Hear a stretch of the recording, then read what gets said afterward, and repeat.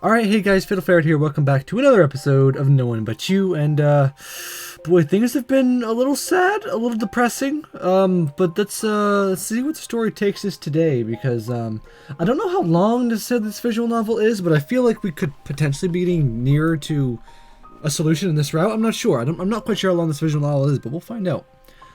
As expected of the first day back at school, the morning classroom was full of life. Many students hadn't seen each other over the break, and there was plenty of stories to be told, so peace wasn't going to come easily. Girls banged together. Girls banded together in groups, complimenting one another on new haircuts and talking about new singles released by their favorite idols. Guys sat and shouted about the cute girls they had met while visiting family in the countryside and the latest video games that had been released. Amidst all of this, I sat alone, removed from the action, feeling like a stranger. I continued to ignore Rio, telling him to leave me alone, and truly left myself isolated. I just can't get into it today. All of their conversations still feel so petty and pointless, not to mention the collective noise this class is generating. I've only just sat down and already want the day to be over. As the homeroom teacher finally arrived, everybody eventually settled down. They still whispered to one another and discreetly passed notes, but the noise is gone and I can relax once more.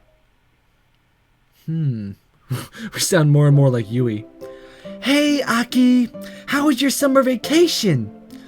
Once lunchtime finally rolled around, Megumi, who was busy with student council work before homeroom, came bounding over to my desk.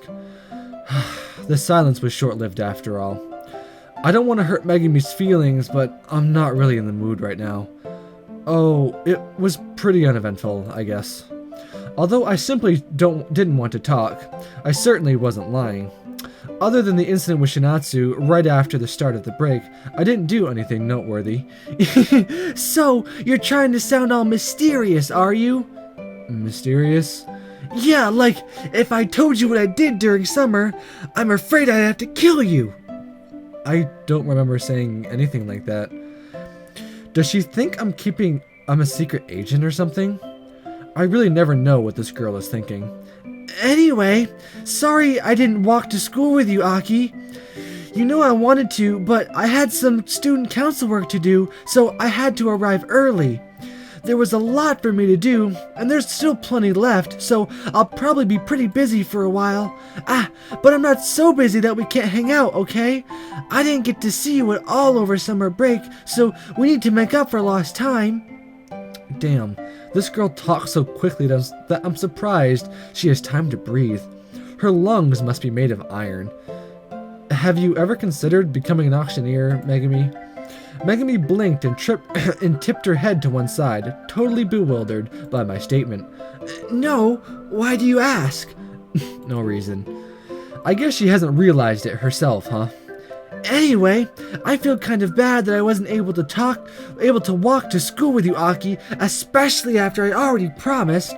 I hate breaking promises, both as a pure-hearted girl and as the class rep. What are you talking about? I don't remember any promise like that. Well, maybe I didn't make the promise with you, but I definitely promised myself. Sounds about right. Although I don't dislike Megumi, her stalker-like tendencies and airhead nature drive me crazy. Seriously, how did you break a non-existent promise, and why would her promise involve showing up unannounced on my doorstep? Really, this girl... No, wait a minute. Maybe this is actually some kind of high-level manipulation technique. Maybe she's trying to guilt-trip me using a fake promise as leverage. If so, this girl is more crafty than I thought. So, I felt so bad about it, I thought I should at least eat lunch with you. I mean, we hardly got to talk to each other at all over the holidays. I've missed you, you know? There it is. She broke the promise with herself, and now it's somehow my duty to make amends. Usually I'd happily go along with her nonsense, but right now, no. I flatly refused. Megumi continued to stare at me, sucking me in with her beautiful, hypnotic eyes. Not good. She's almost got me there. But I've made up my mind. Even if it's unfair to Megumi, I won't be playing along. Come on, Aki! I'm going to eat out in the courtyard with some of my friends. You're more than welcome to join in. There's an excuse I need. In my current frame of mind, I don't know if I'm really in the mood to interact with other human beings. Just sitting here and talking with Megumi is already taking a toll on me. I shudder to think how I'd cope out in the courtyard, surrounded by a squadron of Megumi's equally loud, talkative friends. It's alright, Megumi. I mean, I already opened my lunch, so... but you can pack it up in a second like that! You only need to put the lid back on! Darn. Common sense wins again, but why does Megumi only seem to possess common sense when it's to my detriment?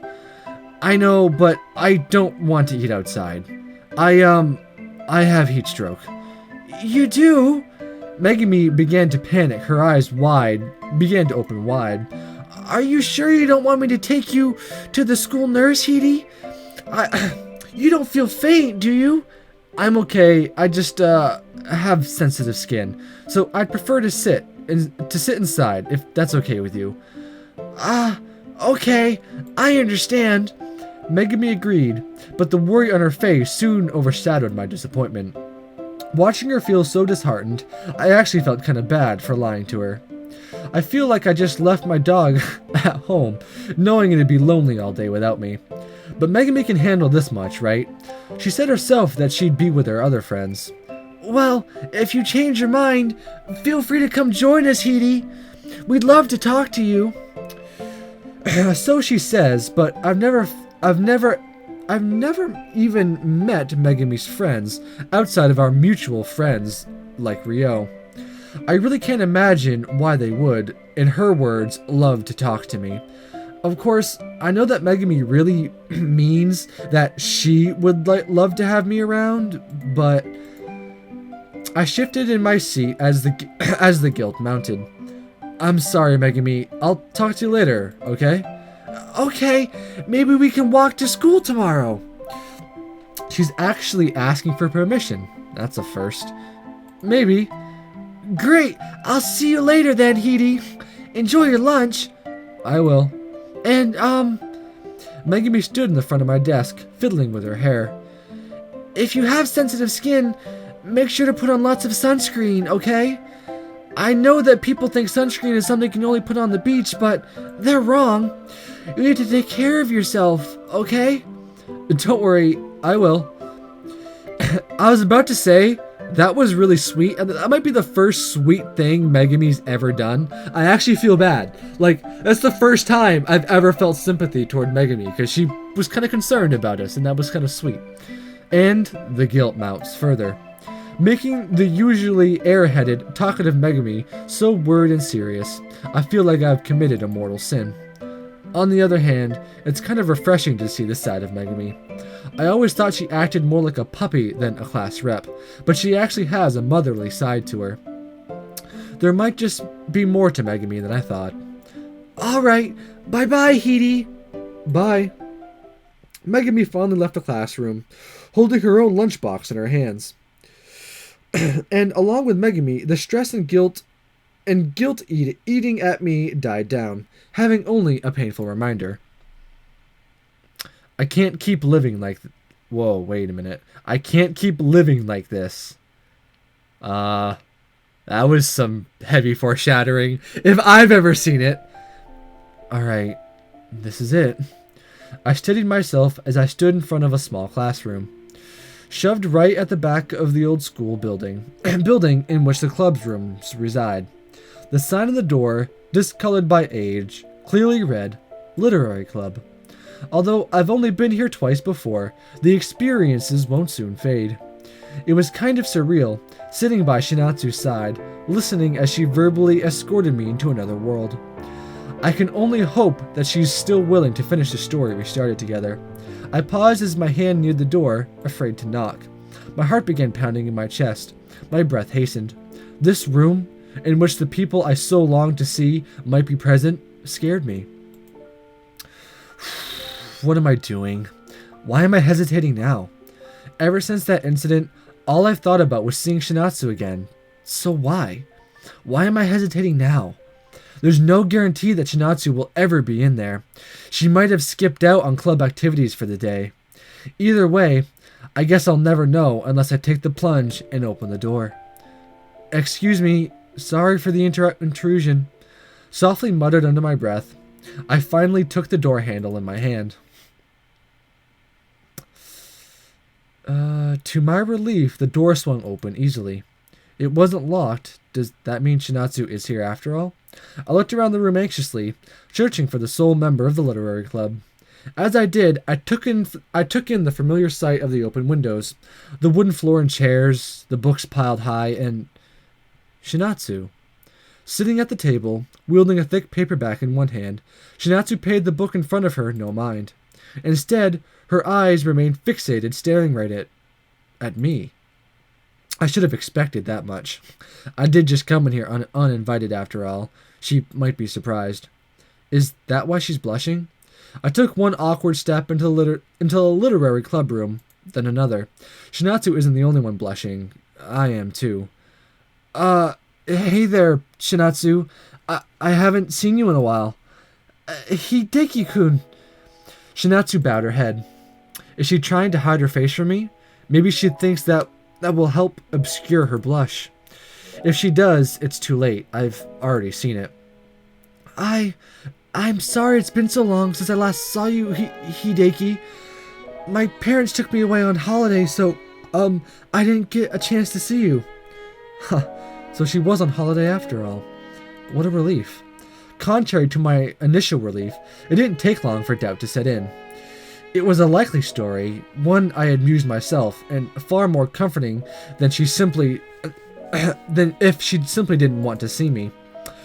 But with her voice trembling so obviously, not to mention the rest of her body, I couldn't believe her. I can't believe her. Still, I don't want to cross-examine her.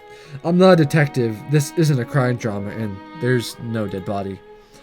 Greeting Shinatsu with a string of questions would be a terrible way to reunite, after all this time. That's alright. Your parents sound kind of impulsive, just like my mom.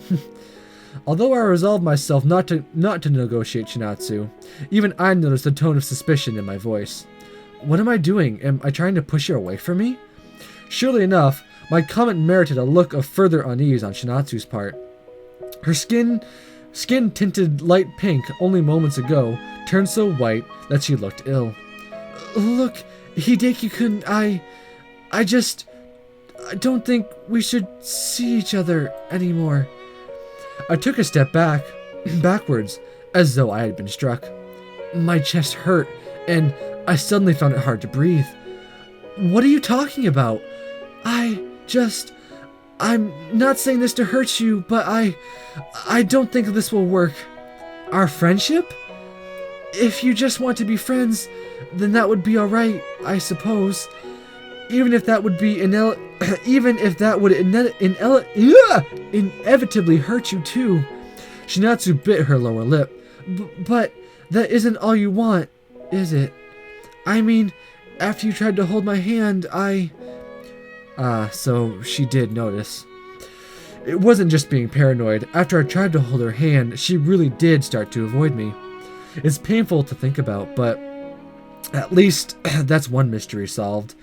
I just think that I'm wrong for you, Hideki-kun. Liking me, loving me. You'll only become more and more unhappy. The scene unfolding before me felt unreal, like something from a TV drama. A young girl, softly spoken and mysterious, and a young boy, desperately in love, together in a run-down literary club room after school. It's so cliché that I could laugh, if it didn't hurt so much. Shinatsu could have just kicked me or spat on me, and it would have hurt less than these vague, mysterious, incomprehensible words of warning. Would it kill her to be a little bit more precise? Well, let's put love aside for now. I mean, we're both in high school. It's too early to talk about things like that, right? So, can't we at least be friends? I don't know. It's complicated, Hideki-kun. Really complicated. How complicated can it be? I don't understand. I don't think Shinatsu is a bad person, not by any stretch of the imagination. Even so, I'm beginning to think that she's playing mind games with me. It's obvious that there's something she wants to say, but for whatever reason, she won't. Is it her parents? Maybe they're strict, and they don't like her hanging around with friends when she should be studying? Or maybe it's another commitment. Does she have a part-time job? No, if either one of those things were the case, then why does she hang around the bridge in town so often? Did her circumstances change suddenly? A death in the family, perhaps? I don't know. I'm just grasping at straws here. It's all that I can do, given that she hasn't told me exactly what is wrong. Even if it's complicated, can't you try and break it down for me a little? I can't. Why not? I just can't. Whether it not for the pained look on her face, I might have thought Shinatu was toying with my feelings. But with her brow furrowed, her teeth almost drawing blood from her lip, I knew that wasn't the case. It looks like she's trying to stop herself from saying something she might regret later. But what could it be? Look, Shinatsu, I don't want to make you uncomfortable. I just want to know if I can do anything or say anything. I want to know if there's anything I can do to fix this. Shinatsu winced, as though I had just slapped her. I'm sorry, Hideki-kun. You didn't do anything wrong. This is all my fault. I should have never spoken to you to begin with. I'm sorry for putting you through all of this. It's all because I was too selfish. I should have known that it would work out this way. Why am I so stupid? Shinatsu's chest heaved, and her voice grew faint, as though she was grasping for air, drowning. Hearing her pained voice, I felt the same discomfort. Guilt racked my mind, and her misery hurt me deeply. Even though she says I didn't do anything wrong, I can't help but feel like this is my fault. I'm the reason for this. I'm the reason for that distorted expression on her face. I'm sure of it. If only I knew the reason why. Shinatsu, please tell me what's wrong. Shinatsu stepped backward, totally ignoring my request. Hideki, Shinatsu said my name in a faint voice. Do you remember the little novel we used to read together? Alone Universe? Yeah. Why bring it up now? We never had the time to finish the story together. Have you ever wondered what happened at the end? I would be lying if I said I wasn't interested in knowing how it ends. Shinatsu picked up the novel that was on the table next to her. She looked at the cover for a few seconds, then her eyes were back on me. You see, the boy was left all alone in that cold cottage, with no trace of anyone else. The boy grew really attached to the other three that he had met in that cottage. They were the only people he knew in that vast, empty world. But within a blink of an eye, they all disappeared. The boy was really sad. He was devastated and didn't know how to cope with this feeling. He started blaming himself for their absence, saying that if it wasn't for him, they could still be living happily in that cozy cottage right now. That's why he decided to continue his journey, his empty, endless journey on his own. Even if he saw a sign of a living being, he would just avoid it. He thought to himself, if I don't meet new people, then I won't hurt again. And with that, he just kept walking endlessly, alone. Why did Shinatsu feel like telling me the end of the story now? Is it supposed to mean something? Did Shinatsu decide to read this story with me because she likes it, or is there some other reason? I mean, what is the moral of the story? Is it implying that being alone is a good thing? To distance yourself from others, to not meet new people because you're afraid to get attached to them, then losing them? The boy at the end wasn't happy. I just don't get it. Shinatsu, I took a step forward and reached out my hand near, but as my hand neared Shinatsu, I once again realized how clueless I was. Really, what am I supposed to do in this situation? Pat her on the shoulder? Would that look too distanced? On the head? No, that would be too belittling. Then, would I dare hug her, or would that just upset her even more? I continued to internally debate the best course of action, wasting every moment until Shinatu broke the silence. I'm sorry, Hideki. I have to go. And on that garbled note, Shinatsu ran off. Shinatsu rose to her feet so quickly that she almost knocked the chair over, then raced out of the room like a whirlwind. Man, with that agility like that, maybe she should think about joining the track team. I joked myself in an attempt to ignore Shinatsu's desperate need to distance herself from me. But as I looked at my still outstretched arms and my trembling fingers, I knew it wouldn't be that easy. Unless... useless. I'm so useless. I was still standing right there, between Shinatsu and the door, and yet I couldn't stop her. It does seem a little strange, though. When Shinatsu scrambled to her feet, my fingers still should have brushed her shoulders, or at least her long black hair. And yet, for some strange reason, I didn't feel a thing. I shook my head, trying to remove the sense from my mind. No, that's just silly. I must be imagining things because I'm stressed out, looking for something to take my mind. See, as obviously I've seen people in the comments theorizing, and I have theorized myself quite a long time ago, but did not mention, or kept to myself. I think we all see where this is headed, but I just don't know how this is going to resolve itself. Looking for something to take my mind off my own distress, I spotted something out of the corner of my eye. Just as I prepared to leave, an item sitting on the tabletop drew my attention. It was the book Shinatsu had been reading. Curious, I approached the book and picked it up. Ah, so it's Natsumi Seiko Kokoro. I studied this book before, back in my old school. Trust Shinatsu to read the Japanese classics for fun. I don't remember what happened in this book very well, but I do remember that it didn't have a happy ending. In fact, if I recall correctly, didn't the book end when the main character committed suicide? I frowned at the thought. Given Shinatsu's gloomy disposition, this book seems perfectly suited to her. I just hope it doesn't give her any ideas.